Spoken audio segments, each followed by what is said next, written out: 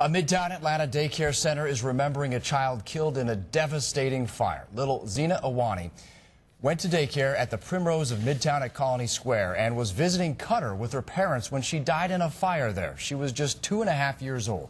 Channel 2's Jeff Dorr has an interview with the girl's parents. He's live in Midtown. Jeff.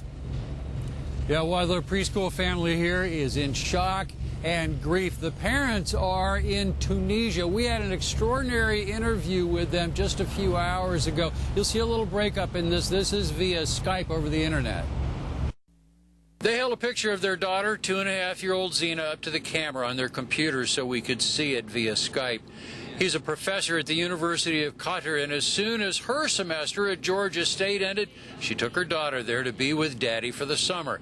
They had high hopes of living and working again in America. And then a fire broke out in the shopping mall where Zena was enrolled in a day school. So last Thursday, they had like spring semester graduation. So I went there, so I checked. I remember all kids' face, and they're all dead. She said it took an hour for firefighters to get there, and no one seemed to know there was a daycare center on the second floor. Eventually, they went to a hospital. Someone held up a series of pictures to see if she could identify her daughter. They just asked me, is this your kid? Is this your kid? And my kid was the last one. Getting their daughter's body out of Qatar was a nightmare of bureaucratic incompetence, they said, an interminable maze of red tape and uncaring officials, more interested in internet shopping than in the grieving parents.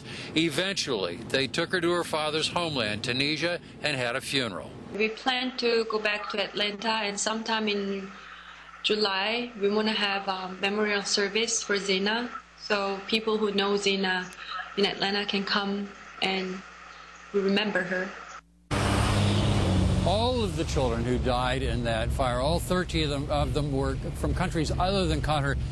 There were triplets from New Zealand. There were children from China, from America, from Canada. So this really was a fire that just shook the world. We're live in Midtown Atlanta. Jeff Dorr, Channel 2 Action News.